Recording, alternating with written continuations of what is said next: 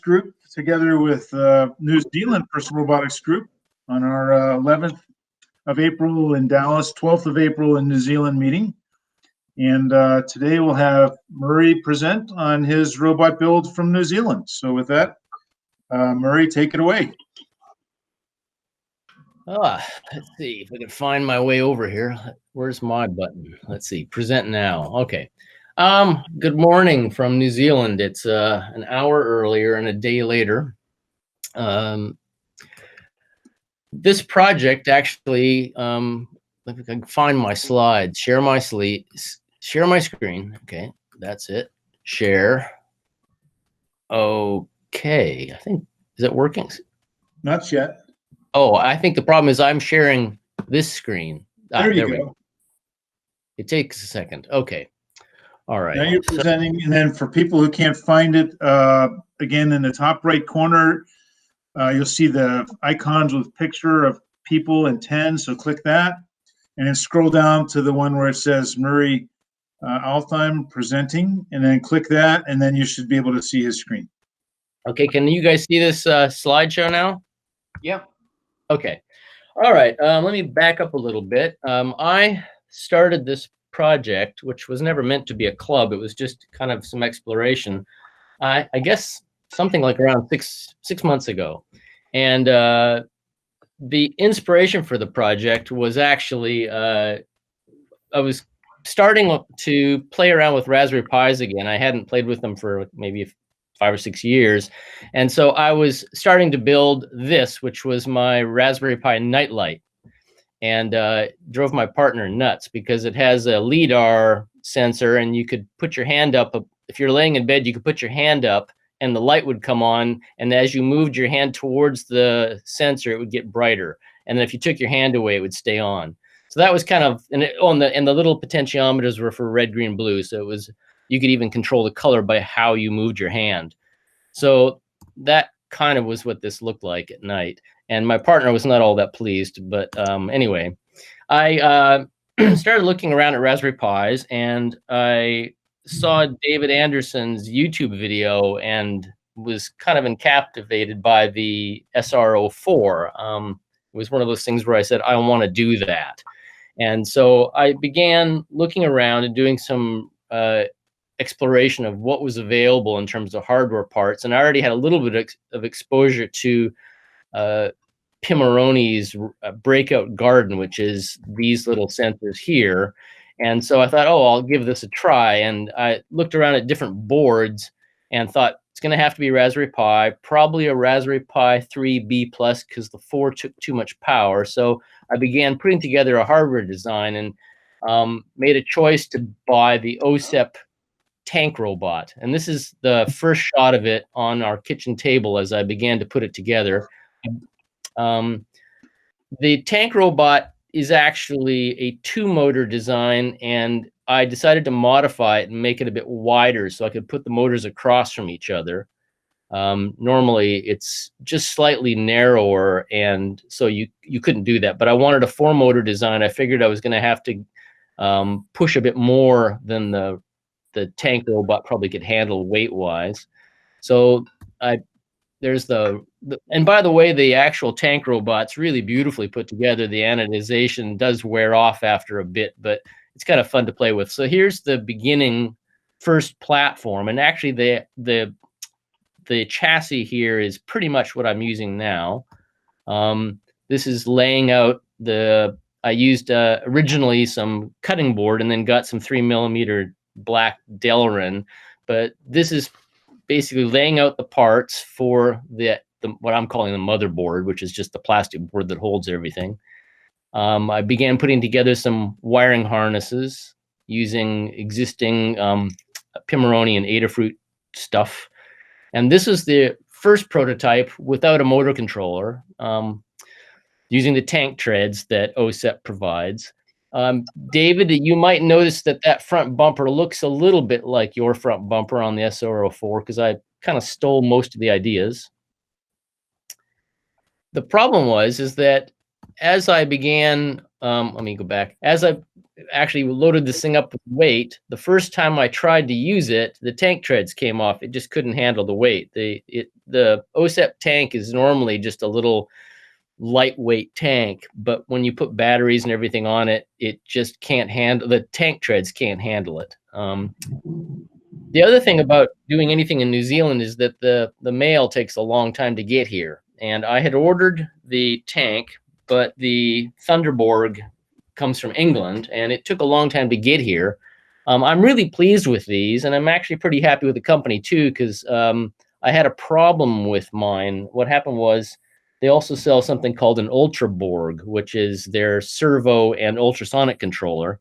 And from what in back and forth emails we could figure is that when I had it all plugged together, the Ultraborg somehow fried the Thunderborg, and the motor controller worked, but the little RGB LED up in the top corner of the thing stopped working. And so in a bit of back and forth, they sent me another one. But during that time, I basically kept designing other robots. So now these are some of the sensors I've been using. Now, you may not be familiar with the New Zealand dollar, but it's about, oh God, I'm trying to think of American money, what would be the closest. It's smaller than an American dollar. It's about the size of a quarter. Anyway, some of you may be familiar with these, the Adafruit line of sensors and the Pimoroni Breakout Garden. They often even use the same chips, but so these two, for example, do not actually use the same chips. The Adafruit one has a maximum voltage of 5 volts. I'm using the one on the right because it can handle up to, I think, 20 volts, and my battery is actually 18. So as I said, I got to the point where I was playing with the tank treads and just wasn't going to happen. So I had to go back and redesign. And this is the sort of the final design to some degree. You can see I've got a 250 gigabyte SSD. That's my concession to speed, because the SD cards of the Raspberry Pi are pretty slow, and it actually does speed it up quite a bit. This is underneath. You can see the front pair of motors have got the motor encoders. This is the top view. So we've got the Thunderborg in the middle, a whole bunch of wires. One of the things that I wanted to be able to do was have it so that the lower part of the robot, the chassis and the motor controllers and sensors, could be detached from the top of the robot. And so you can see all the header pins. And so that necessitated making a few wiring harnesses, which of course means you make mistakes. And so I had a few of those. Then this is the front of the robot. This is actually not the original design, because the original design had 3 of the little sharp infrared sensors. And I found that when I first did my tests, the 15 centimeter limit of those simply wasn't enough to use for bumper sensor, because the robot would be kind of tooling along, and 15 centimeters, it couldn't stop in time generally. So the center sensor, I think, has a 150 centimeter limit, and it's an analog sensor, so I can actually detect a varied distance. And what I've done is I've sent that up as a sensor software-wise to be both a long-range and a short-range sensor. So when I show you a demo later, you can see that the robot notices something in front at about 50 centimeters, and then as it gets closer, it, using the same sensor, then triggers a short-range sensor behavior. Anyway, I'm getting ahead of myself. So now, one of the things that happened was, because of all the wires, you make mistakes, and I found that I wasn't getting anything from my motor encoders for a long time. And it turns out, if anyone's read the blog post, you'd realize that I've admitted that I forgot to put power to them. So this was me actually finally testing out the motor encoders. I bought an old Japanese oscilloscope years ago, and it was pretty helpful in finding the square waves coming off those things. So this is on the bench testing the motor encoders. And then as I was testing it again, I had normally been hanging the battery off the back of the robot. And I think David will attest that balance is necessary. So I redesigned, and this is the layout for the new plastic board with the battery in the very center of gravity of the robot, which is quite necessary. And so this is the robot as it stands now, and you can see that big, heavy Makita power tool battery in the middle rather than hanging off the end. I've got a small Raspberry Pi breakout garden in the front. The ultrasonic sensor unfortunately burned out, so I've got another one coming in the mail. And then I've got a larger breakout garden in the back. You can see it's got the this actually, the photo I realize is a lie, because it turns out that the little RGB matrices in the front, one of them shares an IC2 address with one of the 11x7 white LED matrices in the back. So this actually is impossible when I look at it. You can't run it the way it is because one of them will be in conflict with each other. In any case, software. Now, after watching the presentation from David Anderson and then going online and going back and reading David Brooks or Rodney Brooks' papers, I was trying to figure out how to write some of the software myself. In fact, I decided that part of my goals for this project was to learn Python. So this is the operating system that I've written so far, and uses a series of sensors. Most of them are I2C bus sensors. There's a Python message queue that receives the sensor messages, and they just fire off as fast as they need to, depending on the sensor. The messages off the message queue are fed directly to an arbitrator. The arbitrator takes the messages in bulk, and then they're all prioritized based on what kind of message they are. And then from that feeds 5 of the messages sorted, the top 5, into a controller, and the controller takes the first message and looks to see whether it's enabled or disabled based on other criteria, and takes out of the 5 messages the one that's active, and then fires off its actions or as its actions to the motor controllers, the displays, or indicators.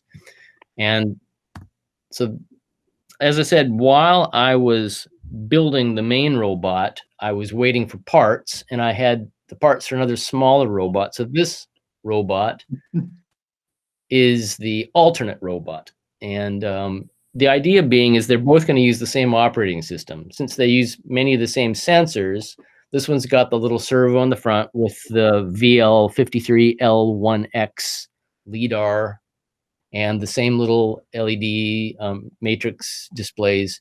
And this is actually quite a functional robot. If you take the battery out, it weighs about what a cell phone weighs. And next steps, okay, I'm going to get off of the slideshow, and I'll show the canned video. Let's see, here we go. This was filmed yesterday. Hey, Murray, down at the bottom of your screen, could you tap that hide? Oh, yeah, sure. There we go. Thanks. Perfect. All right, so this was filmed yesterday just before the sun went down. It was one of my last opportunities because the one right after this was too dark. So here we go.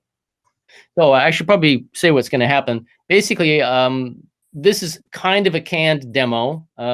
It shows the robot moving forward. I'm not actually controlling the robot once I set it loose. So it's not. This is not like a remote control robot. It's actually doing its own thing. So let's go.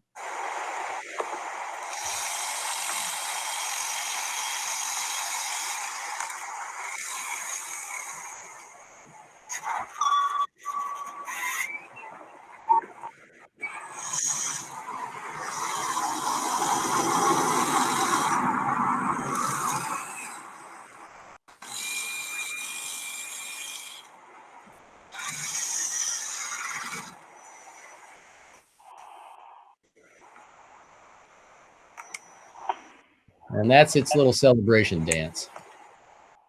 So, Very nice. So I'm going to stop presenting. Okay. Quite the decorated barrier to avoid as well. Well, that was fun with the spray paint. Yeah. That's my ode to aesthetics. Yeah. So anyway, the last two slides. Oh, I should probably put my slides up because they do have addresses and contact details. So let me just do that. Cool. So let's see. I'm just learning. I don't usually use a Mac, so it's kind of a bit awkward. There we go. So next steps. And so, okay, the next steps are basically the robot's largely functional. And okay, stop this thing from moving on me. Here we go. There, I think that's it. I'll just leave that on the screen for a bit. So what it's not showing up, I think. Oh, because I'm not presenting, am I? Not yet. Oh, God. Okay, here we go. Present now. Present your entire screen. Share, go. I'm glad I'm not the only person who has a little trouble with this. No, it's it's not bad. It's not what you're used to. It's all about what you're used to, right? And right. So here we go. Okay, there we go. Now that's your screen, your desktop. All right. So I guess to describe next steps, this project was originally going to be just my robot project. And I think, as I've mentioned before, it kind of got a bit out of hand. And we have some friends of ours who have two little girls. And I was showing the robot in its earlier stage, even to Ellie, the 9-year-old girl. And she basically got really excited about the whole thing. And she's a Cub Scout. And her dad and I discussed the idea of maybe doing a presentation to the local Cub Scouts. And one thing led to another, and I decided I might make a local Pukeroa Bay club. Now, Pukeroa Bay is about 30 minutes north of Wellington, and it's about 500 houses. It's a tiny little town. Uh-huh. It's actually where Peter Jackson, the filmmaker, grew up. So if I climb onto the cliff and look down, one of his early movies was filmed with Nazis pulling arms off of people and blood spraying, and that's actually one of the hangouts. But it's a pretty tiny town, and so the condition was small, and I thought, oh, we'll just have a local club. But then I thought also that the local club probably wouldn't have hardly that many members. I might get some of the local kids, and we could maybe find some other teenagers in the area or something like that, but it wasn't going to be a big thing. But then I went out and looked for the domain name and managed to get robots.org.nz. So it suddenly sounded like a national group. And of course, we're on the internet, so it doesn't have any real boundaries. So the next steps, once we get out of the situation we're in and we can actually meet with people, is to enlist the local Cub Scout group and do a demo like I've done of the robot, and see if we can get local kids involved. And then the father of Ellie has found a couple teenage boys who are interested in maybe even already building robots, and even one university student who is also, I think, perhaps building robots. I'm not sure. So we actually have almost enough for a local small quorum to begin here. I'm going to, at some point, figure out how to share the operating system. It's probably at a point where it's pretty close to being shareable. One of the things that I'm trying to think, how can I show my own screen? So here we go. One of the things that I've been trying to figure out is on the robot, this is what it looks like. So I might as well do a quick rotation of all of its parts. This is the bumper designed as a almost direct ripoff of David's SR04 bumper, although I don't have these sprung yet. I haven't quite figured out the hardware for that. But it's got everything on it. It's got enough to hold about, I don't know, I think there's about 15 sensors on here. So I've got a microwave sensor here for sensing people through walls, got a regular motion detector, infrared motion detector. Hey, Murray, so the microwave, is that the Wallabot? It's one of the, what it's called, it's got, what is it? What's the Chinese company called? DR Robot? Oh, okay. And it's got a label of gravity on it. You can get it through you can get it through Robot Shop if you search for microwave. Okay. It works well, actually. I haven't gone through the walls thing, but it's really very sensitive. It's got a little, I don't know if you can see that. There's a little sensitivity potentiometer there, and it works pretty well. Right. It's just a digital on-off. I've got my little display screen in the back here. Yeah. So I can, with the Bluetooth keyboard, I don't actually need to SSH into the robot if I don't want to. In any case, it's pretty good. I've got one fault, though, is that I was using this particular Makita battery has a USB connection here, but it's not very reliable. In fact, it blew out. I think I must have overdriven it. So I've got a 5-volt regulator, a Pololu 5-volt regulator coming in the mail. And if I'm running an 18-volt battery through a 5-volt regulator, the software knows what the battery is pumping out, and the 5-volt regulator will give me, obviously, a nice 5-volt regulated supply. So with a battery like this, once I've got the regulator, I assume I'll have quite a lot of battery life, maybe even an hour or more. In any case, that's the hardware. And the software, I'm hoping to be able to share with people somehow, probably on GitHub. I think that's about it. Oh, I can show the small robot. This is the little one. Like I said, it weighs about the same as a cell phone when the battery's not in it. And it's just got the small motor and motors, the little, what are they called, micro gear motors with the encoders, which are really tricky to solder on if you haven't tried them. And, yeah, that's that one. And they're going to both run the same operating system. So what I've got software-wise is when the operating system fires up, it does all its Python imports based on which of the I2C addresses are actually present at that time. And that was kind of, I've got that mostly working, actually. Yeah, so that was kind of tricky to get going. But given that I wasn't doing any Python programming about 3 or 4 months ago, yeah, it's quite an education. Any case, thank you very much. I'm quite honored to be asked to present, and it's nice to do so from home in New Zealand and be able to connect to people in Texas. So thanks very much. Yeah. Hey, we appreciate that. Very nice. Yeah. How do I stop? Oh, I guess everything's, I just need to click a button to get back. There we go. Okay. So what? So we've seen the demo of it approaching a barrier and then going around and doing the happy dance.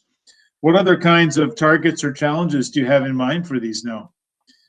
Well, And then there's the Pied Piper for high schoolers and university students, the Pied Piper effect. But it seems like you've got a challenge now. You've got way up to speed on Python and these mechatronic assemblies. So yeah. Next is world domination.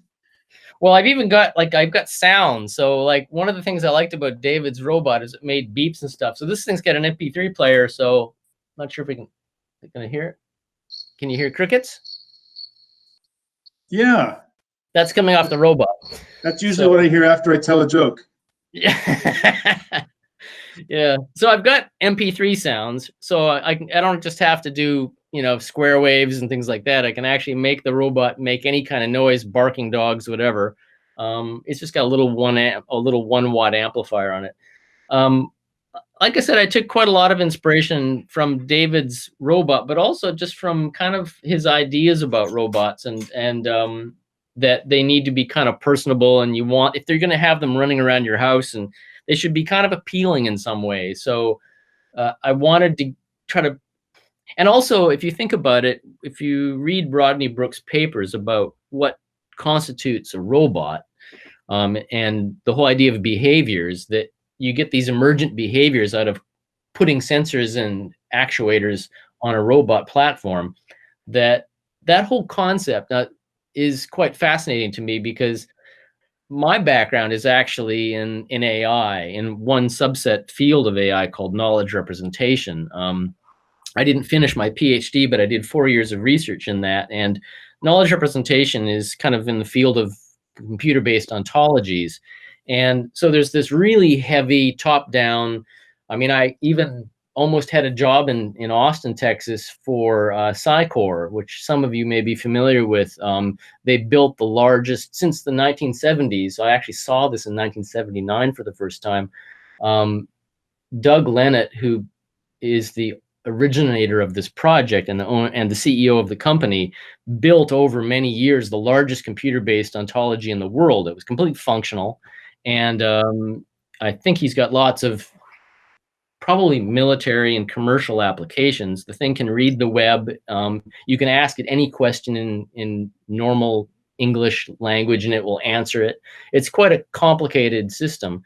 And the adjunct to AI, which is firmly where Doug's project is knowledge representation, which is how to represent structures in computer-based ontologies. But that whole system is so complicated, and we've got computer systems that can mimic the brain of a worm that take room-sized computers. And when I read Rodney Brooks's papers, it was completely the opposite approach. And the idea that you could have a relatively simple robot with maybe 5 or 6 sensors and a behavior for each sensor, and this whole idea of ballistic and non-ballistic behaviors, that whole world of small-scale robots that, like an insect, had its own behaviors. And the behaviors could be quite complicated, even though the robot itself was not complicated. And I got that from David's presentation, and thank you, David. I really appreciate that. Got me going. But so the kind of thing I'm trying to do now is I've been reading a lot of the sort of late 1990s and early 2000 papers and trying to figure out where the MIT Robot Lab was going with this, because it doesn't, this field of robotics is not really where things are going as far as I know. It's kind of a dead area of research. Everybody's going to big systems. And this, I feel, still has a lot of merit, and especially if we can figure out how to have robots learn. So if they can, from these behaviors, figure out maybe where they are in their environment based on orientation, or actually, I'm just shooting my mouth off for the most part, but the idea being is to see where this can go with the advances in sensors that we have now and the ability to put together a small robot. This whole thing costs under $1,000. That this robot, in terms of complexity, has a lot more complexity than the ones we sent up to Mars, the first Sojourner robot. And so from this robot, we should be able to get some pretty complicated behaviors. And that's kind of where I'm heading with it. Carl, can I jump in here? Please. Share away, dock away. You're on the floor. Well, Murray, it's great to see your face after having communicated with you. Can you tip your camera up a little bit so we can actually see your eyes? Oh, that's much better. Well, I keep trying to find my, there, okay, I wasn't seeing myself at all. Okay, I'll move my seat down there. How's that? Okay, sorry about that. A couple of generic comments. First of all, bravo.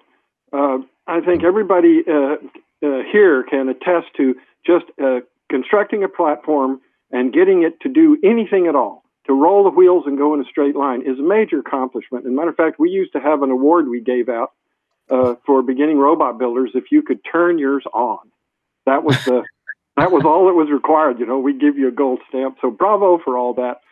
Steve Rainwater, who ran robots.net, the guys have heard me say this a bunch. So he used to say there were 3 questions you should ask a robot builder, and the first one is, where is your robot? And the second one is, may we see it? And the third is, can you turn it on? You need to get good answers to all 3 of those questions. And you've done all that, and you've done it basically in isolation, which brings me to my second point, which is that you made a reference to stealing these ideas. Well, that's actually what this group is for. We influence each other and steal freely from each other. No one can come up with all the ideas. And so I'm actually quite flattered that you were impressed enough to borrow ideas. And then the last one, and this goes more sort of into the philosophic side of what you were talking about, which has to do with a realization. It took me quite a while to to be able to really grasp, and that is that, as you say, you have this platform, and it's got sensors, and it's got actuators, and they're connected in some actually basically simple fashion. But on top of all that, you have the environment. So, for example, when you sense something, then you move the robot based on that sensing. Now the environment has changed. So the environment itself it's a variable that you really have no control over. And it's a huge part of this loop. So two of the pieces of the loop, the sensors and the actuators, you do control, but this other piece, you don't. And that really is what basically, Brooks said, you probably run across this. He said simulations are doomed to succeed. Yeah. The real world is its own best model. And one of the things we tend to do as a group is we build these very artificial environments. A little robot course with beautifully IR reflective walls and no weird objects to run into. And then we design a contest so that you can run in that environment and be successful. But those robots never actually work in your own living room because they're all kinds of the rocking chair, that long, hard to sense, arrow that you slam into without being able to see it at full speed. The real world is just so complicated and so messy. And the fact that you are running your robots in the real world is a huge step up. It makes all the problems harder. But if you do that, then if you're interested in entering a robot contest as designed by a robot club, you will find it trivial. Yeah. Real world. Anyway, I just wanted to say bravo. I'm very impressed with what you've done, and just keep doing it. Well, thanks very much. I'm very flattered as well.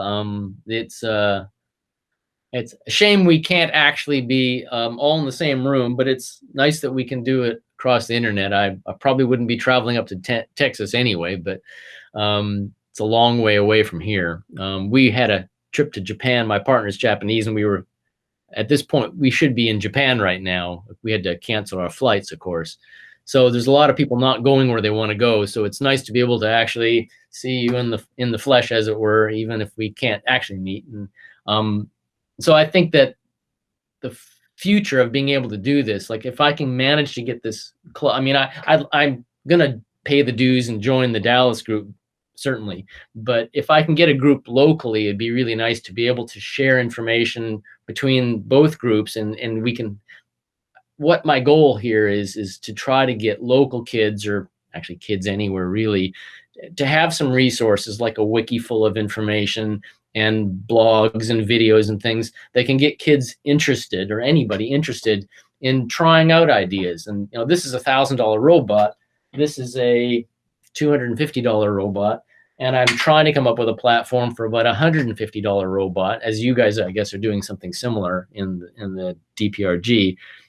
But yeah, I mean, there's the idea of having a platform for exploring now. That was the goal. And thank you for putting me on that goal. It is fascinating, actually. I've been a software programmer for, I don't know, since 1984. Well, I've been doing it since the 70s, but professionally since the 80s. And this is much more interesting. Your enthusiasm will be infectious to the people that you want to join in. I've working with kids, actually working with anybody, that when you put the robot down and they discover that it will react to them. That is, if it's just walking, or roaming around a space and avoiding cardboard boxes and so forth, nobody really knows what it's doing. But when you stand in front of it and it goes around you, when the kids see it's reacting to me, all of a sudden their eyes light up. This is a very, very different thing, and I'm sure you'll have success gathering a group. Well, especially when you can do a demo. Yeah, I mean, I've been able to run this thing on the bench, but last night when I filmed that little short video was the first time I actually took it out on the deck and realized that these silicon wheels on wood don't work very well. They tend to shudder. The whole deck kind of moved. But yeah, it's once you can do a demo, I think, and since I'm at that point now, I can do a demo, it's not a real functional demo. I can't just let it loose. Like I still want to do the mint julep in my lounge thing. Drink delivery. Oh, yeah. I've got some good bourbon just waiting for that moment. I haven't had a mint julep in years. I can't even remember what's in them, but I'll have to try that. So I'll raise my glass to you, David. Yeah, I don't think there's any bourbon in it though. All right. So, how do I get back? There we go. Okay. Well, thanks, David. Appreciate that. Yeah. So you got this OS, and the OS is Python? Yep. All right. Yeah, if you have any questions, I'm certainly happy to answer. Are the lights for effect, or are they for illuminating surfaces, or? Well, okay. These little 5x5, and there's also the 11x7. These are white and the RGB ones. And I've got them in pairs, so there's a port and a starboard one. And yeah, I'm actually using them for one of the things that I was getting from both Brooks and from David was the idea that the robot should somehow express itself. And it can express itself through its motors and how it moves. But the idea of having it express itself in sound, so I've got an MP3 player, so it can maybe cry when it's sad or yell when it's angry, and then the LEDs as basically displays of what it's doing in its own little mind. So if it's frustrated, maybe it will go red, or if it's happy, it'll blink green or something like that. The idea is to have it with these little displays actually show what it's thinking. Cool. All right. So feedback for you and whatever other audience is watching. Right. Nice. This is John. I don't know if you can hear me. Yep. Okay, good. Because this is an interesting virtual world we're in right now. Yeah. One thing, regard to your lights on the robot, there was a company, I want to say T-Max or something I had that I put together, and they used basically the glass light eyes, and they use light to change up the mode of the computer to give you feedback. So that is a good idea to do. Oh, yeah. I don't know if you went to, if you have a 3D printer, you could actually print glasses around it or something, like give it eyes. That. Well, that's sort of why I decided to have a pair of them, is that there's a bit of, my partner, we're looking at buying her a car, and she's only going to buy a car that has a nice face. And so I figured that the front of the robot should have something that looked a bit like a face. And so the idea is that these two little RGB displays would be the eyes and then the mouth and everything up front, so that when someone looked at it, it would have sort of an expression. And the idea being that those little things would look like eyes. That's actually fascinating. I read one time that the Edsel, which was very far ahead of its time in terms of technology, but it failed as a product because it looked like it was yawning. Yeah. Anyone who's ever seen an Edsel, you know that long, it does look like it's yawning. It looked boring. People wouldn't buy it. Yeah, and if you look at what's popular in cars nowadays, all the Toyotas look angry and ready to go. They look mean. Yeah. Oh, yeah, I see. It does look like a yawn, doesn't it? Just doing a Google image search here. Yeah. I had a friend that worked in the aircraft industry, and he was talking about fighter jets and the design aesthetic. You know, you have to include all of the necessary specs to get it to perform the way you want. But when you're done with that, he says, you know, you're going to sell this to a bunch of generals. It's got to look mean. Yeah, they have flames and teeth. Yeah, they do look mean. Yeah, maybe, the shark look, maybe, shark with an open mouth. Yeah. Well, I think this kind of does go back a little bit to some of the psychology of robotics. And, there's a long history of people studying people's reaction to robots. And I'm not going to get into the philosophy of whether we should accept robots in our lives or not. I mean, we already have to some degree. We've got people getting hit by robotic cars already. But to the effect that, like, kind of if we take David's idea of putting a robot in a house, and if that's the scope of what we're trying to accomplish, and or have a robot be accepted by children to basically get them going on a STEM program or something like that. We want to make them appealing, and this isn't to make a robot that runs around in a shopping center and cleans the floor. It's just something for our lounge. And if I'm going to try to get a 9-year-old girl interested, it's got to be something that she thinks is kind of cute and interesting. And so part of the aesthetic of these, I think, is to make them appealing in some way. And it's not to sell, it's not like an advertising job. It's, you know, everything on this robot is functional. But I do think the idea of not having an Edsel face and having it kind of seem chirpy and happy and ready to go is part of what I think might be set as a requirement for a small robot that's intended to be driving around in your lounge. I mean, Yeah, kind of characters, right? Just think of those the ones in Star Wars and such that people like.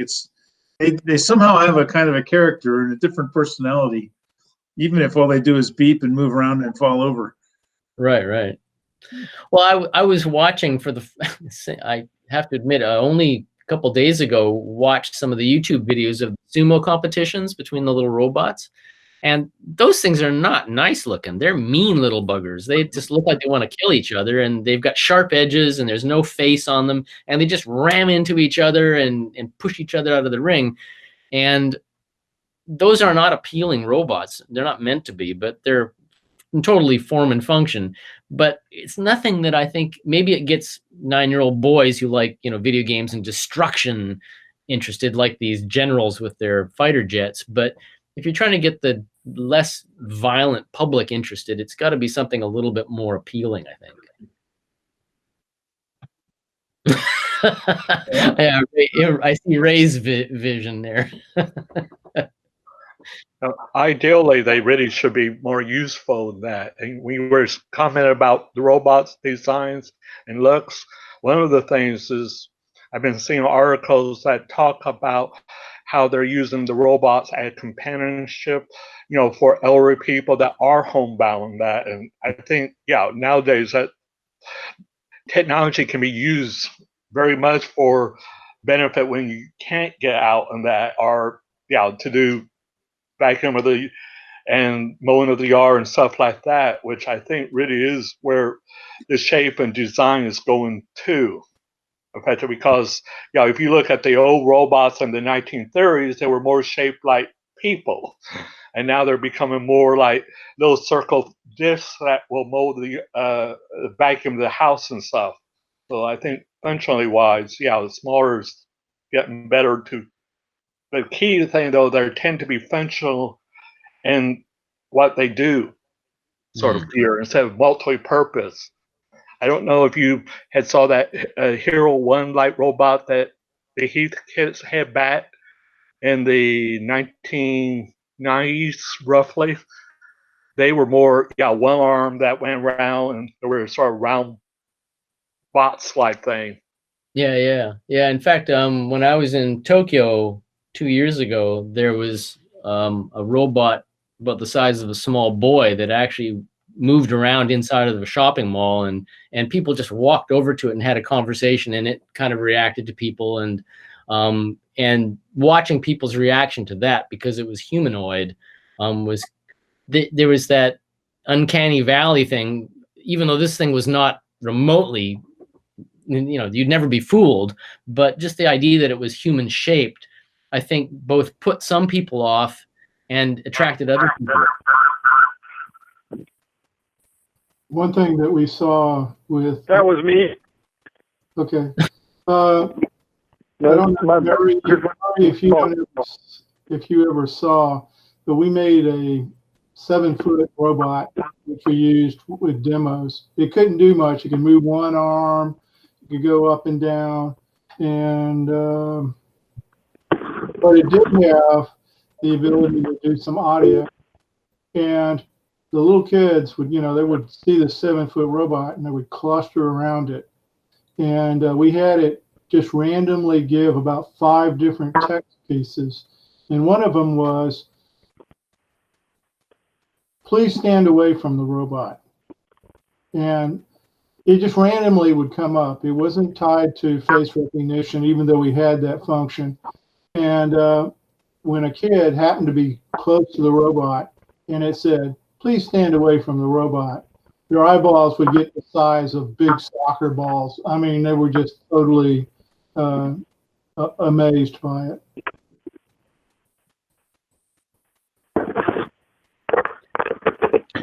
People will project their own. Are you guys hearing me? Yep. I don't have a webcam on, so but people will project their own feelings and situational awareness onto a robot. When we do, my high school robotics team does a lot of demos with their robots, and the ones that we get the biggest kick out of, or the biggest response from kids of various ages, is when we'll put a so all of our robots have Android phones on them, and what we'll often do is place one phone out in front, so basically at face location. I don't think it needs to be an Android. It doesn't need to be humanoid. In fact, I think it works just fine with all of our robots that are nothing like that.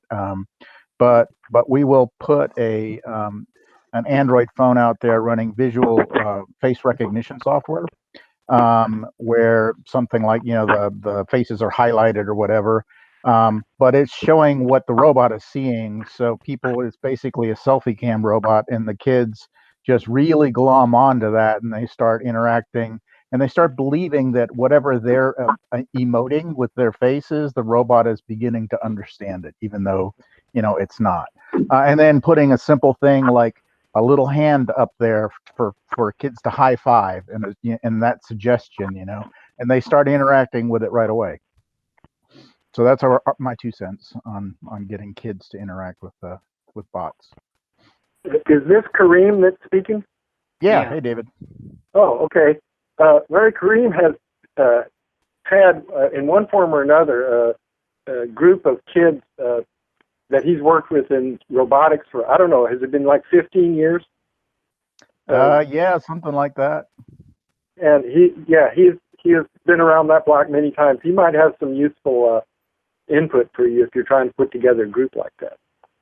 Yeah, I'd be happy to follow on. And I've been coaching kids FLL since 2010. No, wow. 2008. I don't know. It's been a long time. So, in fact, I just graduated some who had been with me for 10 years last year. So it's nice to see them moving up in the world.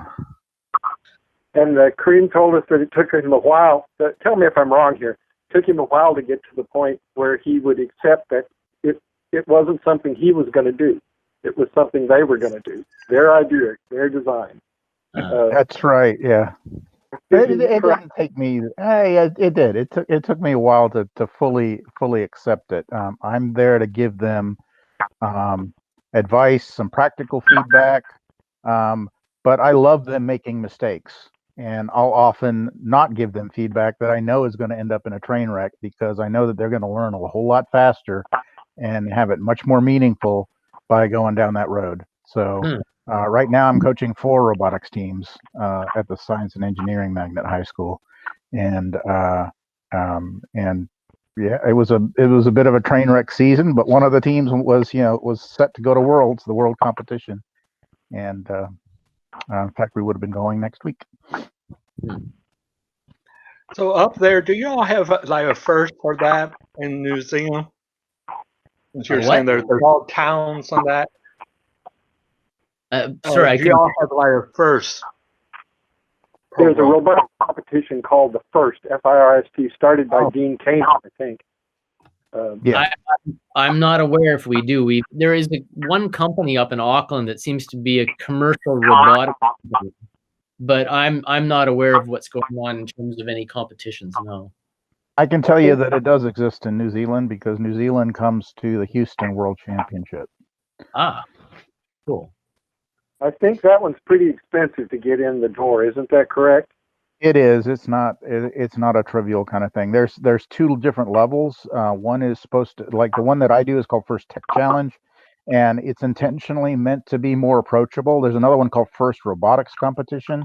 These both run under First. The FRC robots are bigger. They're like 2 feet by 3 feet by, sometimes up to 6 feet tall, sometimes even taller. They can expand to big weight class, and though that's a big boys game. Totally different model, but that's where it's designed for mentors to sort of lead the design, and the kids get to come along in sort of an apprenticeship model.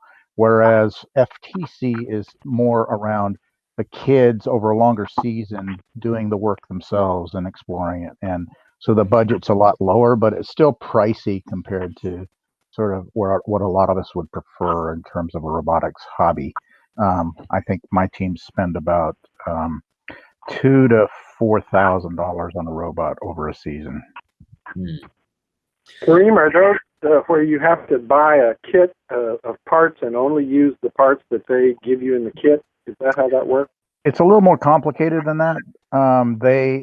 There are certain parts that are required. So, for example, you can only use a certain class of motors from specific manufacturers. And they're about $30 a motor for most of those motors with encoders on them.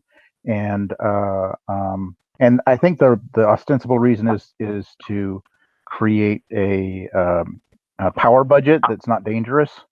So prevent kids from, like, you can only have one particular battery, and they do have a limited number of vendors. So there's a little bit of greasing the wheels payback kind of thing going on with vendors who support it.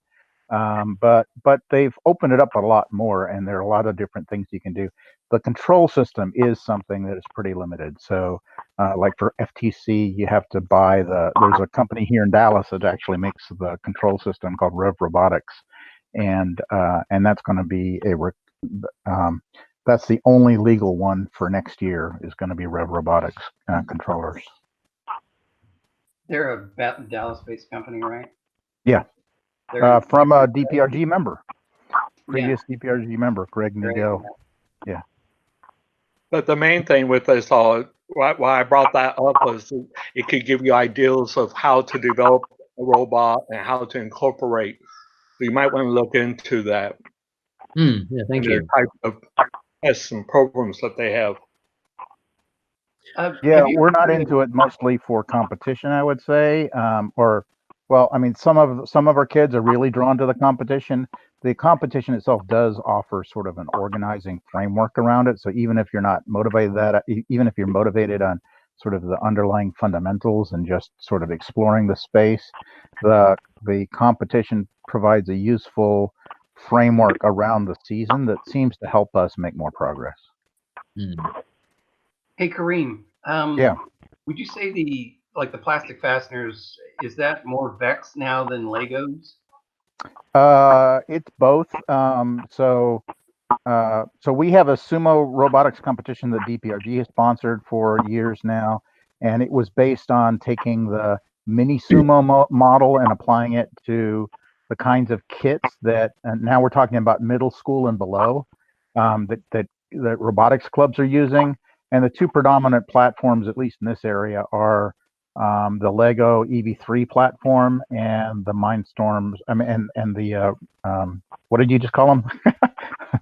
Oh, Vex. Vex, yeah, the Vex IQ platform. And the Vex IQ platform is sort of easier. It's lower cost to get into, but I find it a little bit more limiting. And there's two competing competitions at that age range. So the Vex and the First Worlds are almost they're competitors with each other, I would say. And so you choose one or the other. I still see some more interesting stuff happening in the Lego space, but Dallas ISD has gone full on with sponsoring Vex IQ. So because of the lower price point, I think. Yeah. Have you ever heard of either of those manufacturers in New Zealand, or?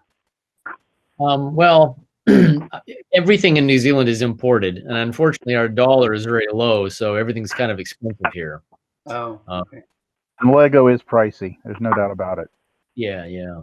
Yeah. And the way I've looked at it is that if I could prototype either finding an existing small, cheap robotic platform, like one of the ones from Pololu or something like that, or designing something that could be replicated easily here with, like, one of the reasons I wanted to do something like this one was that with the plug and play sensors from Pimoroni, a person could build a small robot that has this little breakout garden on the top, and they could swap the sensors out by simply plugging them in, and that gives you a lot of functionality. And you don't have to change the hardware after a point. You basically just plug the sensors you want into it. And that was very appealing. And so the idea being, if I could somehow come up with something that anybody could build for, let's say, $150 as a starting price in New Zealand dollars, which is, about, trying to think what that would be. We're like 56 cents or something like that on the American dollar right now. So it's really, really challenging to build something that has some functionality in terms of not just a touch sensor and not just an infrared, but maybe a little more advanced sensor. And so the goal was to have a robot platform that was easily expandable, that once it was built maybe by someone's parents with their help, the child could change the sensors out and program it and build behaviors in software for each new sensor. So that's kind of where I was heading with that. And so I've got all sorts of boxes full of partially built robots that I've been, like, I think I've got 3 or 4 small robots I'm trying to build right now that would be programmed in Python. I'm not going to Arduino. They'll all be Raspberry Pi. That was one of the things that I realized, first of all, was that the ability to program in Python and to have a command line and not be beholden to these robot environments where the programming was all using a GUI with, I wanted to push the idea that you actually needed to be able to program in a programming language and not just with a graphical language like with the old early Mindstorms. That there's a real, I'm trying to think how to put this. For children to learn programming, yes, you can say there's a value in learning algorithms and how things function and flow charting a design and then watching it actually happen. But my angle on this, at least for myself, was to build robots that had an SSH ability, so you could actually SSH in, and programming in a real programming language, because if you're going to push a child, a 9-year-old, say, into learning a language, it's a big jump, but if you get them started, that's actually a career move. I mean, it's a real career move. They're not just playing with something that they'll put down later, like a toy. They're actually learning a real skill that could get them a job. And that's probably, from my perspective, a real important thing. They can see the value of it even when they're young. That's one thing. Go ahead. I was going to say, that's one thing I really appreciate when Kareem gets his teams to present to our club here in Dallas, because even that they get the SDKs and the kind of not quite Dockerized, but nicely shrink-wrapped environments. These kids are presenting TensorFlow, OpenCV this year. They were saying OpenCV is so last year it's boring. It doesn't get you any points. You've got to get TensorFlow and this other stuff. I'm thinking, really? Kids in high school? Yeah, sure.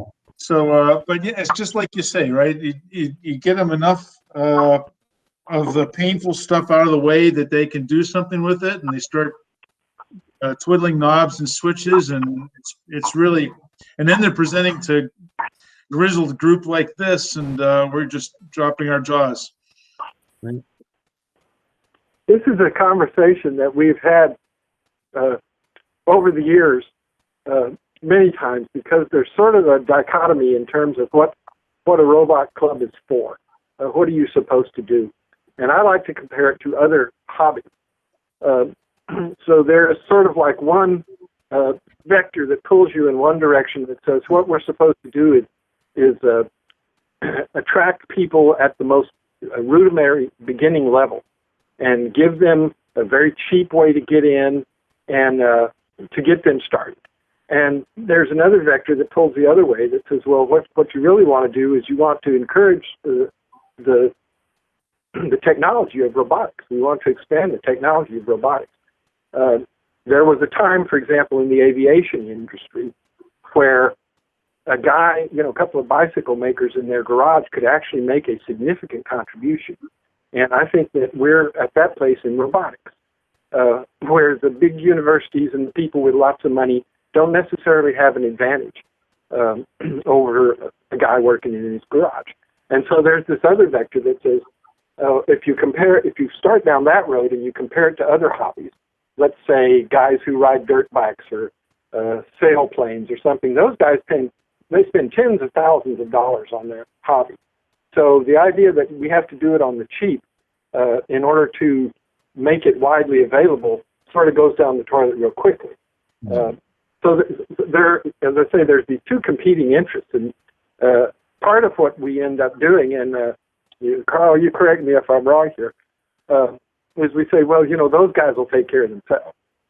What we need to do is get people in the front door. And I'm at least partly sympathetic to that. When I was a kid, my dad brought me home a whole box full of relays, old telephone switching relays, maybe 20 of them.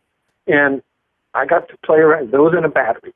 And I got to make, gates and oscillators, and there's all kinds of things you can do with relays. And I didn't realize it at the time, but I learned a whole lot of Boolean algebra from those. And when I got to college and I took my first philosophy course, it was a course in Boolean algebra. And I thought, well, shit, I already know this stuff. This is like those relays, So I think the idea of having inexpensive ways to get people started down that road is admirable. But at the same time, I'd like to push the envelope. And I don't necessarily think that can be done on the cheap. Nor does it necessarily have to be. As I say, if you look at what guys do in other hobbies, they spend tens of thousands of dollars, and nobody expects other. Marching band, soccer, you just name it, and it adds up. Yeah. Oh, yeah. If you can see behind me up on the ceiling here, there's a couple of helicopters. The cheapest one hanging from there was $2,000. And those things crash every time you fly them. So that's your foot in the door, It's hugely expensive hobby. But one thing nowadays is the fact that you can have a 3D printer, you can use your phone with Android, connect that to Python, and you can actually build a nice, decent robot that can do a lot for, $100 or so. So, yeah. You can go fancy, but the key is you have to start off with a base from, and that's where I think, back in the 50s, 60s, when I had a real template metal thing you could put together and build. So that's where I think, especially for the children, that they don't have that type of thing. The Radio Shack 51 electronic little box that you wire up to build a radio or whatever. And that's where I think, this could be useful in that regard. And we don't emphasize that enough. I think John makes a good point, and that is that in terms of entry-level robotics, there are a bunch of companies that have really thought about this and have little kits out there that they're mass producing. It would be hard to beat what they're doing in terms of price. Right. And also, I will say, the key is how to use that inexpensive thing and incorporate it, as I said, like your Android and Python, to make it do more. And that's where I think you can spin it to.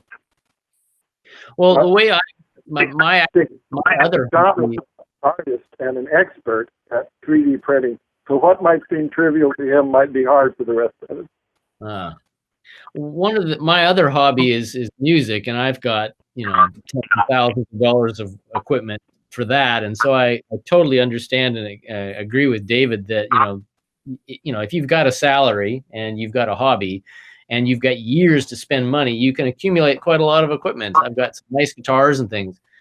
So yeah, I don't think we should be limited. And like I said, this robot that I've built, this KR01, is my main platform, and it's probably about $1,000 or something like that, maybe a little bit more. I've got lots of parts and things, so I've spent a lot more than that. But the robot itself represents somewhere between $800 and $1,000, New Zealand, by the way.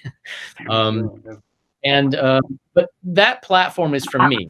That's my platform, and so my idea with this was that I would explore my platform, designing this robot operating system in Python using Raspberry Pis so that I can SSH in, and that basic idea would be then translatable to these smaller robots, that I could basically use the same operating system on this robot with these same little plug-and-play sensors. Maybe a different, this is using the PyCon 0, which I highly recommend, a great little motor controller which also has ultrasonics on it. But the idea is that if I plug a Thunderboard into the operating system or the PyCon 0 into it, it'll automatically reconfigure and know which robot motors are being run.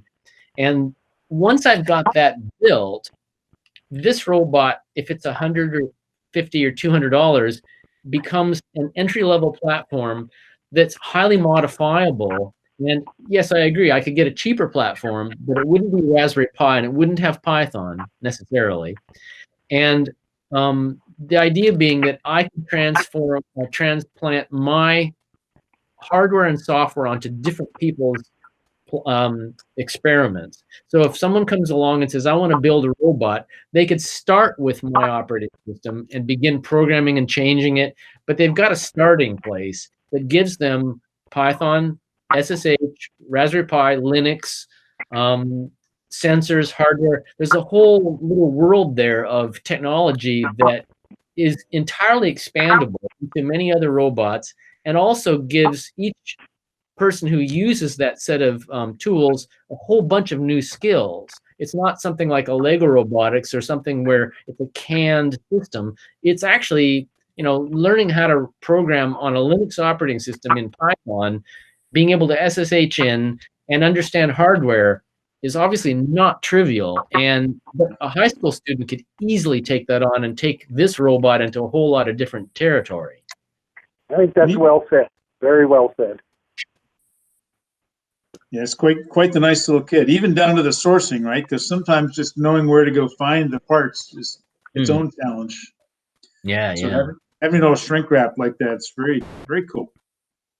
Murray, have you ever heard of the Pi boards? Yes. Okay, yeah, they're really cheap. They're based on, excuse me, SCM32F, I think 407.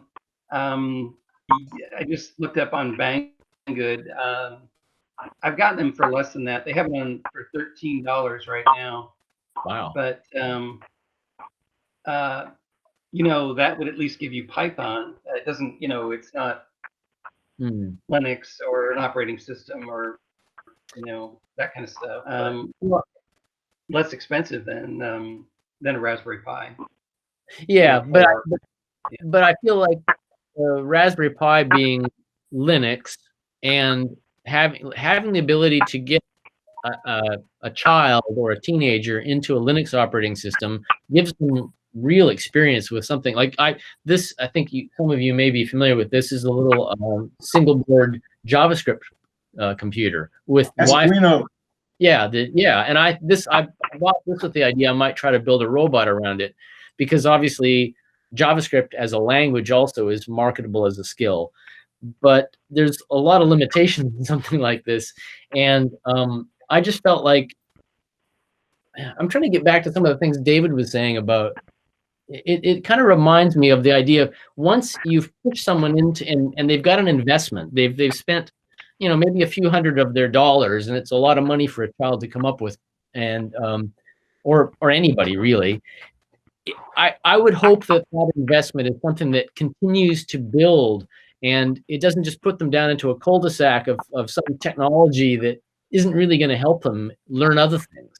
And in the future, so my feeling was that the Raspberry Pi was kind of, and I'm sure that's one of the reasons the Raspberry Pi exists, was that once you have somebody on a Raspberry Pi platform, they're really in a professional operating system. They're in Linux, and with Python, I used to work at the New Zealand Weather Service, and I got enthusiastic about Python because I was on a team of Python programmers. I mean, I've been a Java programmer for 20 years or whatever, but there's a lot of guys with PhDs doing weather research, and they're all doing it in Python.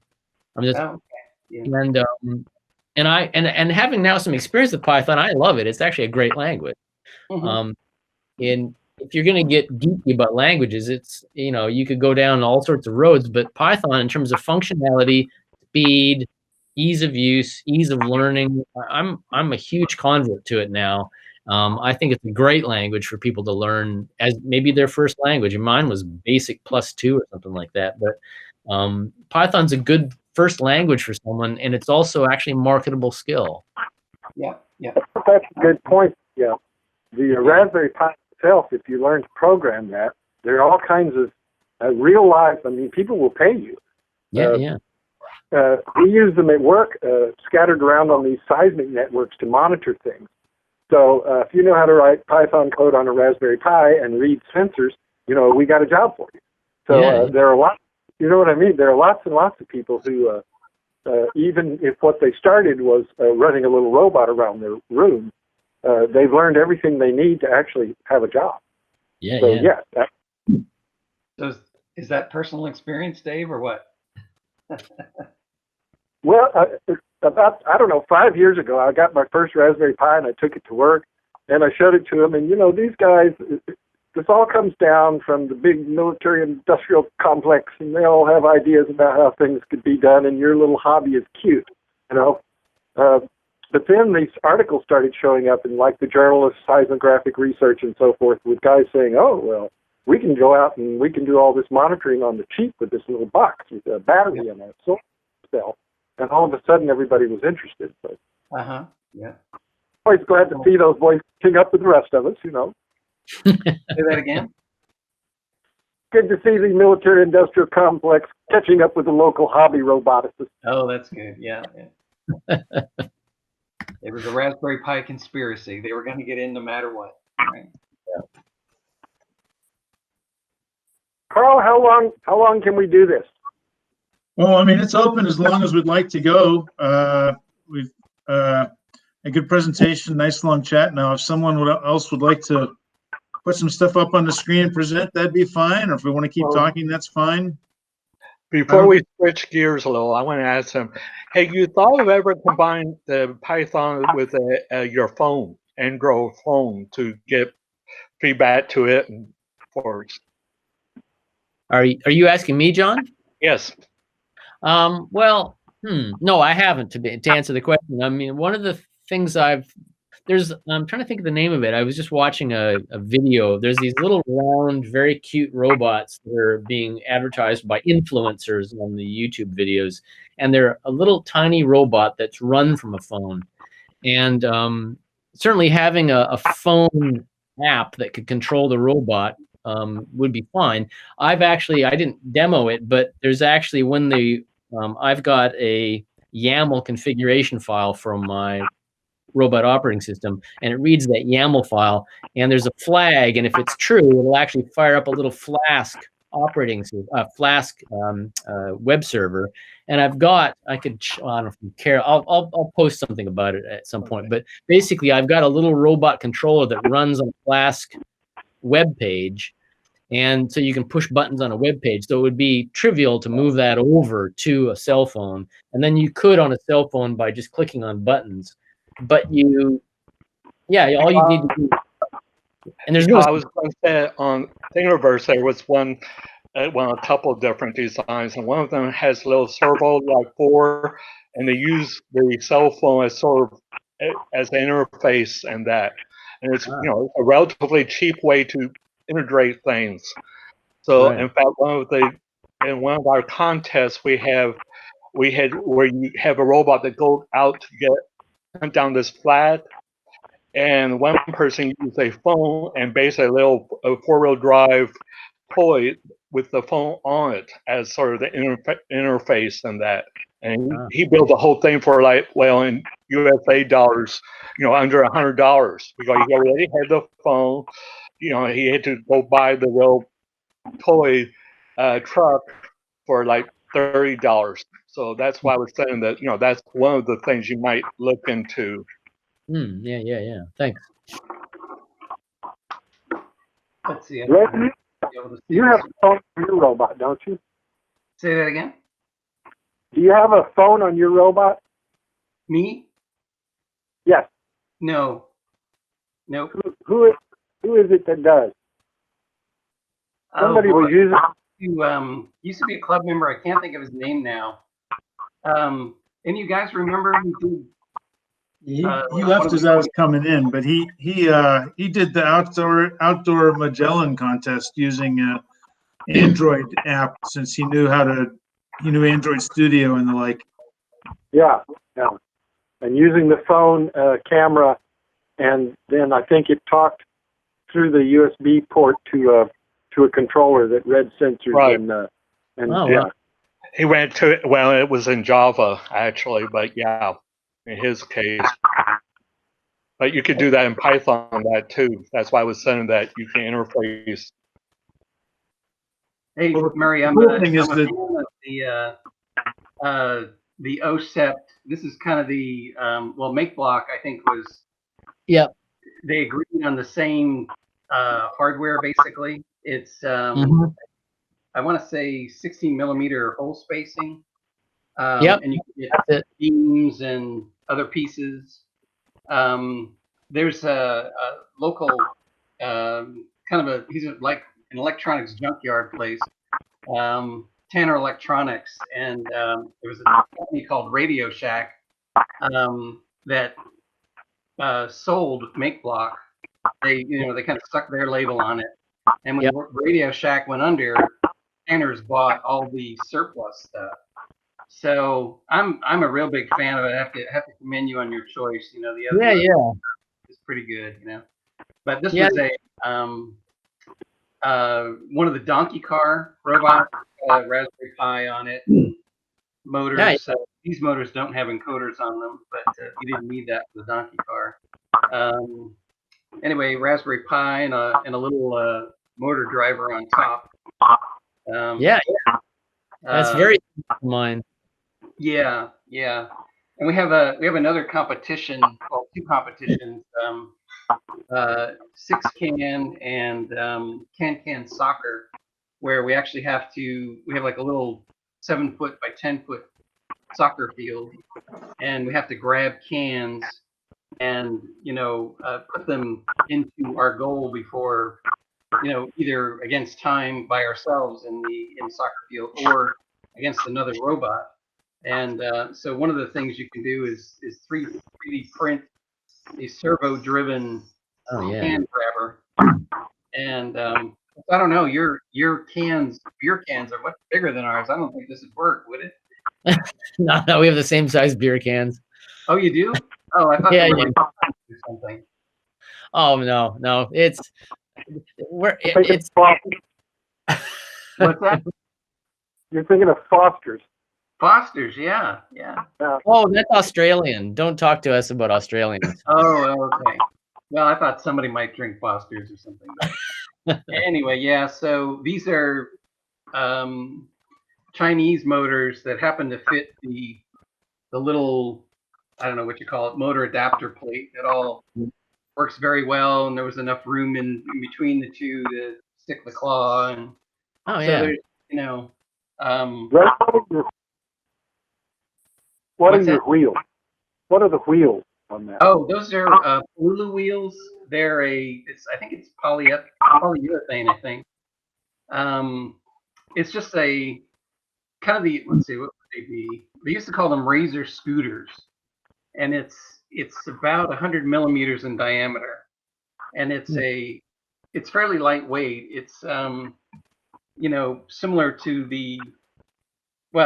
and Polulu makes adapters for these things. Okay. Yeah, so you can use a Polulu adapter. In fact, you can buy these wheels are Polulu wheels. I only have one set of razor wheels, and then for some reason I Academy stopped carrying replacement wheels, but they were cheaper than Kalulu. But yeah, I'm a big fan of Make Block or OSEP, and you know, it's very easy to put something together. You know, you can use pretty much any controller that you want. You know, Raspberry Pi or Arduino. You know, it's pretty open. So.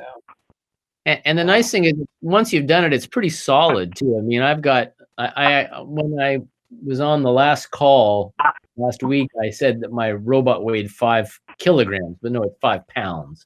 But yeah. Even given it's a relatively heavy robot, but I mean, one of the things is that now that I've got it built, this chassis is really solid. I mean, it's all stainless steel hardware with lock nuts, and I mean, it's really durable, and I don't have to worry about this robot falling apart like when I tried to do it with Lego. You know, it's so much more difficult.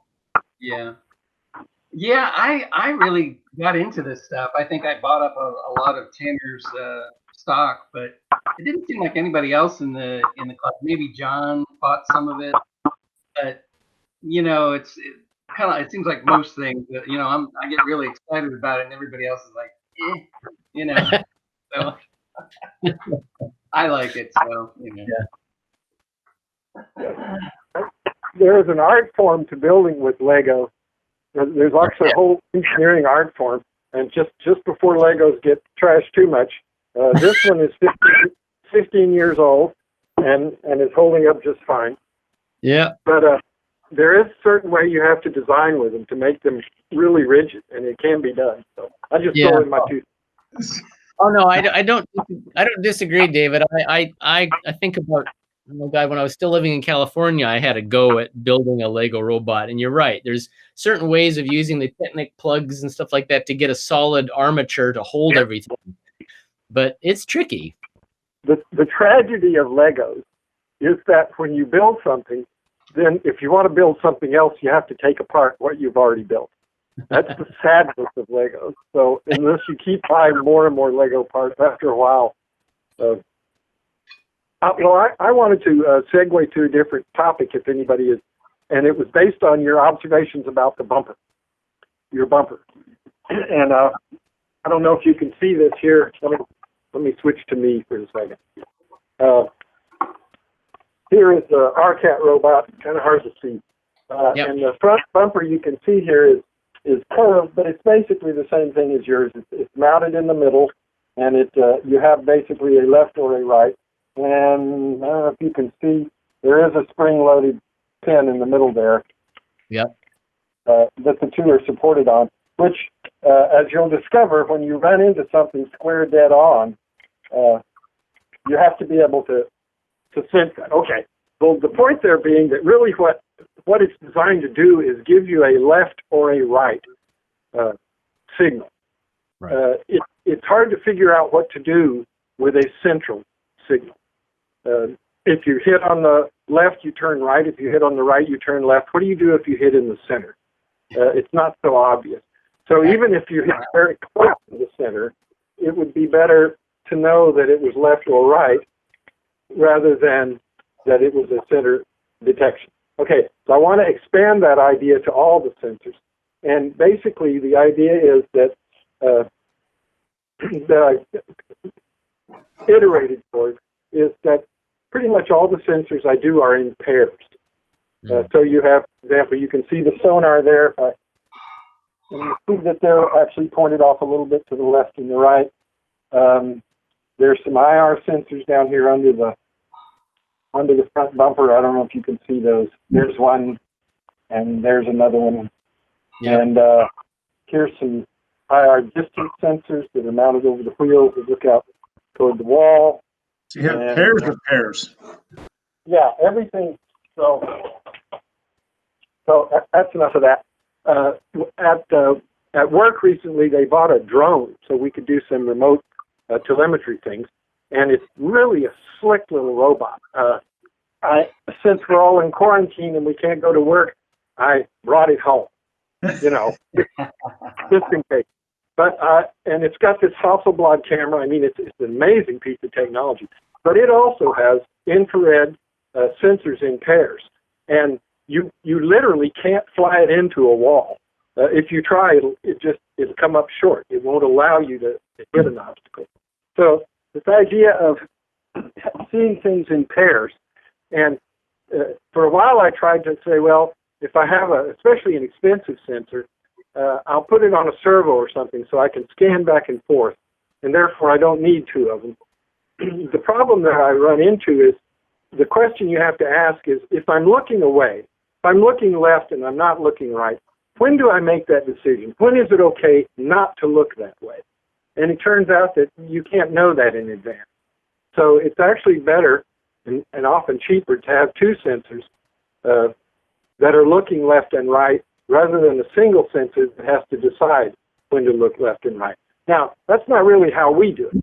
You know, we actually scan left and right when we need to see things. So this may not be a universal principle, but it's for me, it's made easier to write the software if the sensors are always presented in pairs.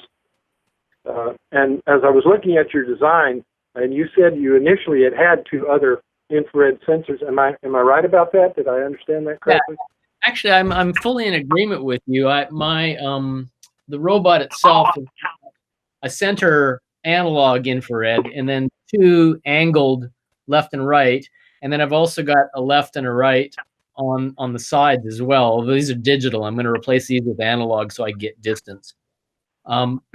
Now, I will say one thing about the idea. I don't disagree with you. I think actually, I think I even know where you're going in terms of behavior about that. But the reason I'm using the servo and the little LiDAR is that I've actually thought about that as a behavior, that it's called scanner as a behavior. And the robot probably has to be at a moment where it's not going to hit anything, but it's when it walks into a room or into an area, the scanner behavior is such that it does a little ping sound, like a sonar ping, so you can hear that it's doing that. And the scan basically goes 180 degrees, and it returns with a degree value and a distance. So we know that at 30 degrees, the greatest distance is at 30 degrees, and I'll then rotate the robot in that direction and move toward. So I think you had like you had two ways, one that the robot sought darkness and one that the robot sought light. And the idea with the scanner was that it would seek the greatest distance. It would go to somewhere, stop, scan, find the greatest distance, and then move towards that. And that was one of my behaviors. I see. I think, Ray, don't you have a 360-degree LiDAR on one of your robots? Yeah, I didn't. Doug and I played around with them quite a bit. Yeah, they were from, God, I can't remember his name now. What was his name? James LaCroix? The guy who used to be our vice president? James LaCroix. Was he a vice president at some point? Okay. Anyway, he made a little printed circuit board that worked with the Nito LiDARs. And he started buying, like, I don't know how many Nito LiDAR or Nito vacuum cleaners he bought just to get the LiDAR out of it. But he basically set up a business doing that. And yeah, Doug and I played around with it a little bit. The guy that always says he's going to kick my ass in the competitions, I can't think of his name now. John, you know who it is, don't you? Scott? Nope. Oh, Yeah, the Tapper guy is what I'm Scott thinking. uses a LiDAR on his. I've got like the LiDAR lights and the Benewakis, but those don't do 360. It's just on a servo. It's so I do a scan, 180 readings of distance, and try to figure out where the goal is based on basically a threshold. But yeah, it's I haven't used mine in a while. So Scott is like for 6CAN and CAN, he's using it still. I think he's the only one. And I think he's actually orienting the robot using those, isn't that right? He measures the distance to the walls, and that's how he knows where he is. Right. Yeah. As opposed to using them for. Yeah. for navigation. But, yeah. Yeah. I have here. I don't know that I can present it. I've got here some images where I would doing 360-degree scans of the environment with my sonar, and then trying to do basically the same thing he was doing. Can I maintain my orientation to the wall based on that? It turns out to be pretty tricky to do it that way, but maybe the way Murray's describing it, where you actually have a separate behavior that can track that, maybe that's a better way to think about it. Well, I was going to couple that scanner behavior, which is, like I said, 180-degree scan, and it just tells the robot where the greatest distance is. The other behavior I wanted to couple that with is that I've got one of those B&O 055 orientation sensors. And yeah, and I've actually got I've bought a whole bunch of these things. I mean, I've got all sorts of different kinds of orientation sensors, and I'm maybe even going to do a review of them, because what I'm trying to find is something that, without too much complexity, just gives me a compass. And the B&O 055, if you rock your robot around a bit and then put it on the ground, it seems to get a fairly accurate compass. And so what I wanted to do is couple the scanner behavior with a compass behavior. And so I could say to the robot, go north, and it would basically find its way to the northmost part of my house. And that may be where the charging station is. Or go to the southeast corner of my house. And the idea being is that if I could give the robot, I'll back this up a bit. If you think about, there's three kinds of robots. There's the remote control robot that doesn't have any smarts at all. It's just a remote control car, but it's a robot body, and people see and control it, and they like those as robots. I don't think of those as robots, but I'm not going to get into that. Then at the other end, you've got a fully autonomous robot that doesn't even take any commands. You set the thing going and it just goes. And then what NASA calls telerobotics, which is what the Mars rovers are. They can survive for 7 minutes or longer on their own, doing their thing, given directives. And I had a brief stint at NASA headquarters in the 90s and got to actually see the Sojourner robot on Dave Lavery's desk. I think he's still the head of robotics at NASA. I was doing Macintosh support at the time. But seeing that little robot and knowing that you could send that thing to Mars, and even with the 7-minute delay, tell it what to do and then go away. And that's the mint julep idea. And you set the thing going, say, go do something, and it does it. And so the goal here would be, say to the robot, go to the north corner of my house and beep. And that would be the goal. And, it's maybe chasing a can or whatever, but the idea is that you want to set a robot a goal and then not have to continually monitor it and not control it. And so I think part of my goal, without going much longer on that, is to try to come up with these complex behaviors as agglomerations of simpler behaviors. That scan is just a servo and a LiDAR, but from that, it gives me a direction. It says the doorway is over that way. Mm-hmm. There was a guy who used to be in the club. I can't remember his name at the time. We're all getting old, who talked about the model, exactly the three that you're described. And his terminology, he talked about the sheepdog model. That he wanted a robot that was like a sheepdog, where it was autonomous, but you gave it instructions. Right. And actually, sheepdog is a really cool analogy, because the instructions you can give it are so vague and its behaviors are so specific. With hand signals or whistles or whatever, but all the hard stuff it does, but you actually the one telling it what to do. And I like technology a lot. Yeah, that's great.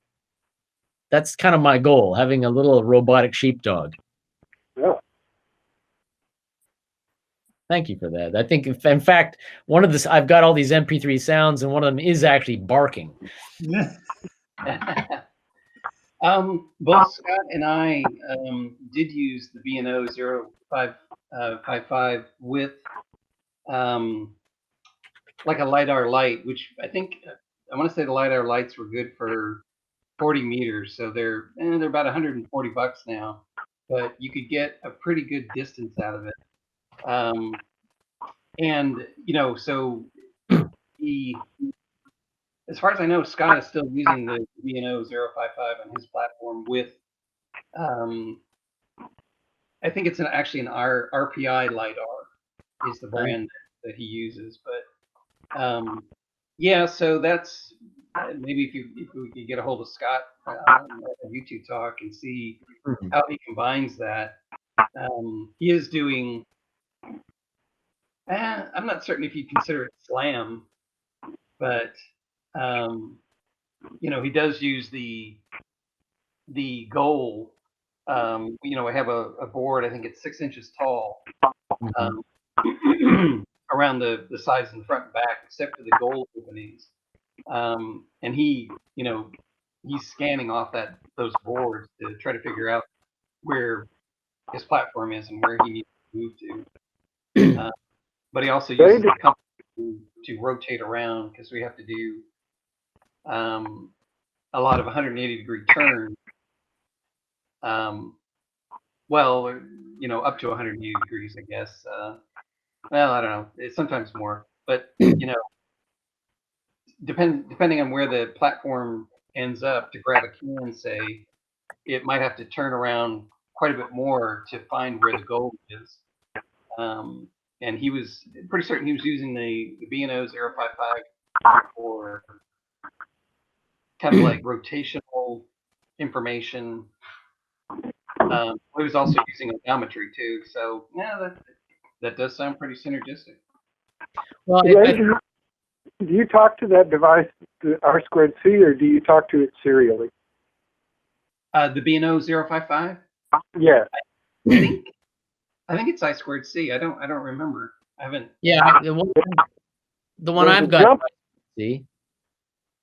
Yeah, I've got a Python. Excuse me. Okay. Go ahead. There's a jumper that you can use to talk to it serially. I have been having trouble with the I2C interface. That's why I was asking. I'll bet there are options based on the breakout board. So I'm looking at the Adafruit one on the Learn right now, and it looks like it has SPI connections. So I bet it just depends on how you buy it. It can actually SPI, yeah, because it I had to go with a separate slave select for the Pixie Cam. Is it SPI as well? Yeah, you're right. It is SPI, at least on that one. I don't know if there are different options for it. Maybe there are. The BNO055 from Adafruit can go UART, SPI, or I2C, and I'm using the I2C. But one of the things that they caution you about is that it requires you to slow your Pi clock down in order for that to work. And I took my clock down to 10K, and it was working. I haven't tested. Oh, go ahead. I didn't know that. That's useful information.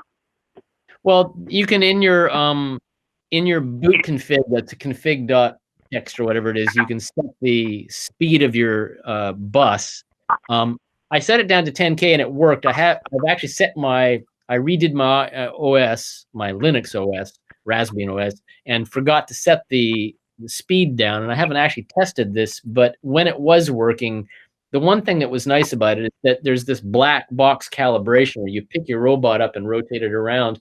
And once you've done that, you get a flag that says it's calibrated, and then it's pretty good. It does fall off calibration sometimes, but you're getting a 1 degree accurate kind of, it says, I was moving the robot around with a compass nearby, and actually it's pretty good. I was impressed with it. I haven't found anything that does as good a job as that yet. I have to say I've gotten much better than 1 degree. What I'm doing right now, I don't know if you can see, there's the actual device, and there's another IMU mounted right here. And basically what I'm doing is I'm running odometry, and I'm using the IMU for the heading, and I just use the wheel encoders for the distance travel, and it's pretty repeatable.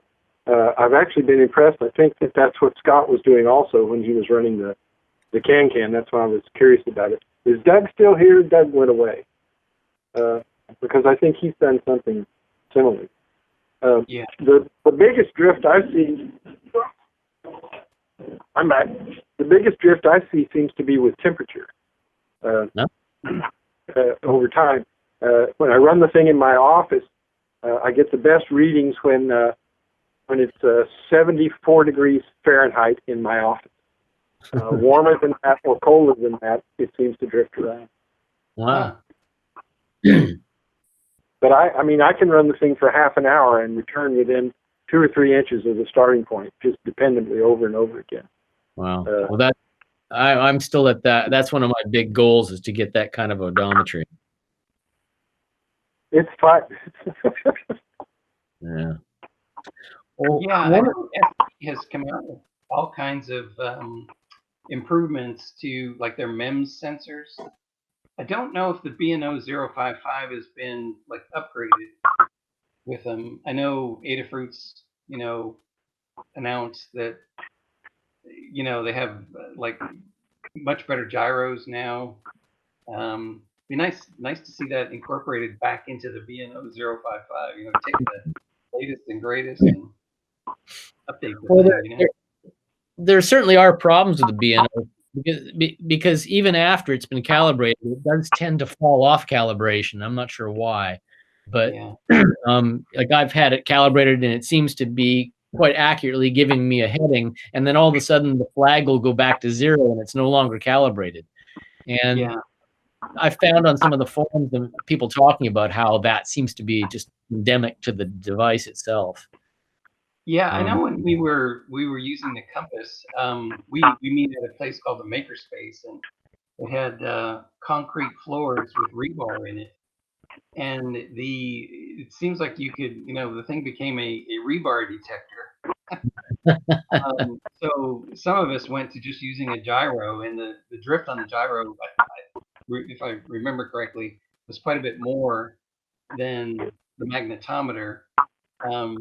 But it wasn't influenced by, kind of stray random, or magnetic fields from iron being in the floor or whatever, steel. So I think David's response to that one was to just raise it off the floor. I think he put something way up on a pod or something, didn't he? That's for the outdoor robot. And basically it was to get away from the magnetic fields of the motors. Okay. I think it's about 3 feet up in the air to get away from that. Yeah. Yeah, we could only go a foot with can soccer because we had to go into the goal. So I guess a foot was too close. Well, didn't somebody post something on the list recently about some new technology, glass gyroscope that was like 10,000 times more accurate than what we're doing now? Yeah, I saw that. Still a little pricey though. What was it, $500 or something? Now. What's that? You don't want to be cheap about this, right? Don't want to be cheap, huh? Get off my wallet, huh? Okay, I was digging through here to try to pull up this other, but I have to show you something completely off topic here. That this is something I made with my boys when they were younger, when I was teaching them how to use the lathe. And I think everybody needs to have one of these. It is your own ray gun, and it comes complete with a silencer, in case you need to do some clandestine. So I'll put that away now, but very nice.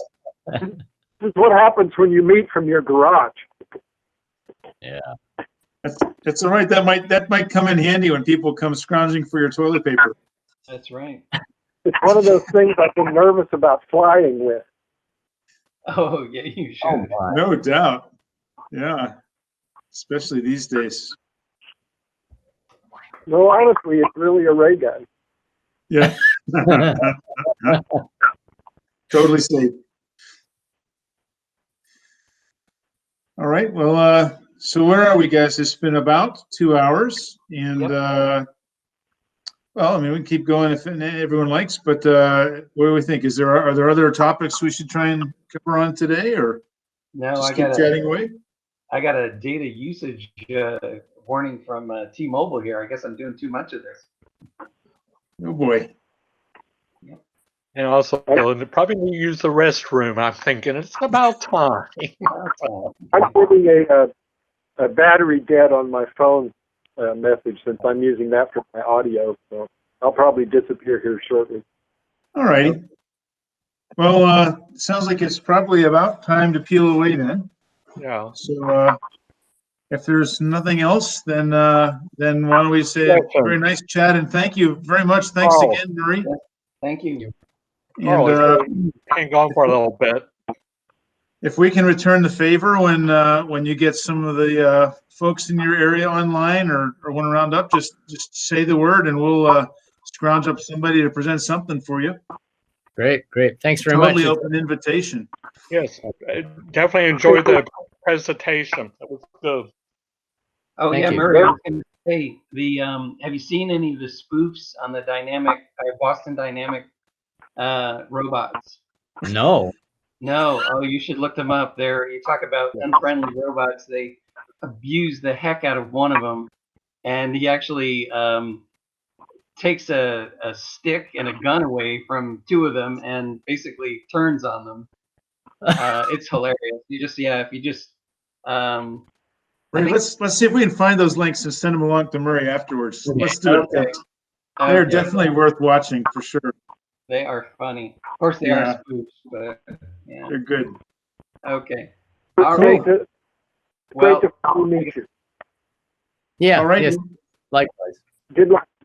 Good to see everybody. And then next meeting we already have scheduled for Dallas time Tuesday night. So let's see what we can all in our own little caves come up with and share Tuesday night.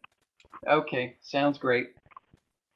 So is this the same address, Carl? Say what, John? How is that running on Tuesday?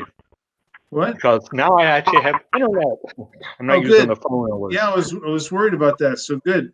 No, what we did was I wasn't smart enough about how Hangouts Meet works with Google, but I'm using my Makerspace account. And then starting on Tuesday, it's a recurring meeting. So I think it'll, starting on Tuesday, have the same URL and dial-in code. Okay. But up until now, because I didn't know how to drive, they've all been different. Or else you'll send out an email. I'll have to look up. It's Doug already posted it. So we took care of that yesterday or the day before. Yeah, we're early this time. Okay. Good. Carl, how do I get out of here? Is there a leave button or something? Yeah, well, I'm going to hit stop recording. So this is the official end of the recording. We'll get a copy